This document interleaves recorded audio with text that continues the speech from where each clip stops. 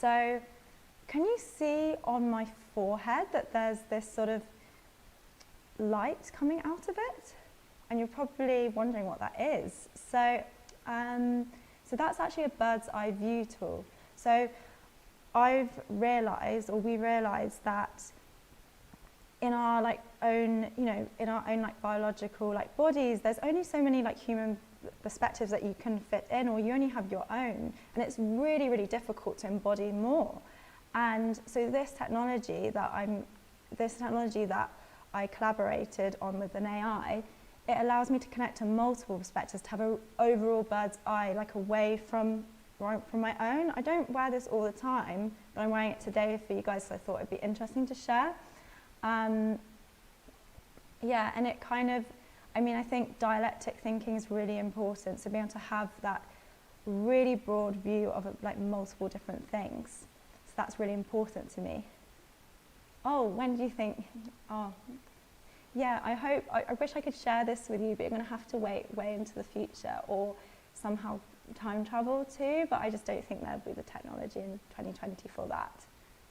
How does it connect you? How is it powered? What do you mean by that exactly? Oh, the thing.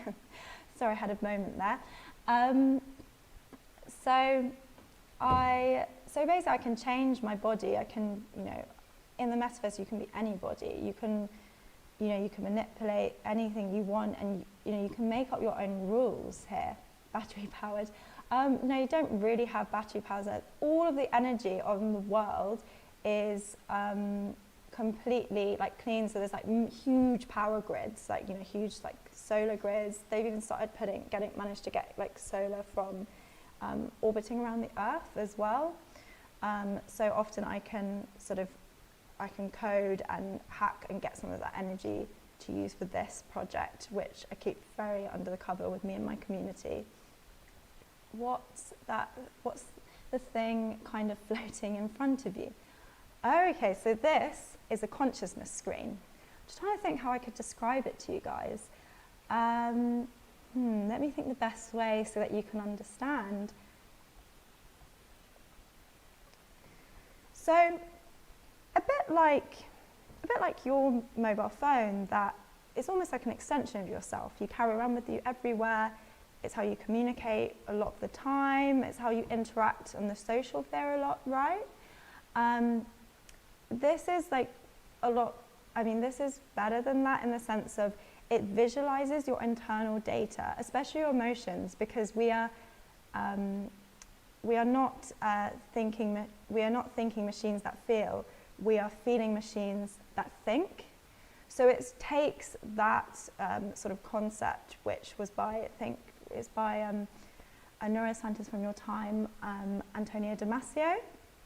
And so it's really, really important. Actually, this bit of advice I would give to you, you need to get to know your own bodies, your own biological, like, you know, nature. You know, we are emotional. Humans are emotional machines. You have the emotions which motivates and drives us in our culture. You know, it drives our culture and beliefs. So, you know, at the moment, the coding and the AI and the acceleration of tech, there are some incredible things, and there are some like really positive things coming out of it. But at the same time, it's driven an incredibly capitalist system, and the infrastructure that is being set up on is not for your. It does not consider enough the human biology or the human nature. So this consciousness screen, it visualizes your internal emotions so that you can have. So, for example, say you had the emotion of anger, rather than just experiencing and acting angry, you can observe it, you can see it visualized in front of you. So you're able to have the power of your own data, your own internal land. And, oh, I just had a question. Are you the only person who can access the information transmitted to your conscious screen? So, yeah, it's heavily encrypted, the consciousness screen, because when it was designed, I didn't design it, I wish I had, because it's an amazing invention.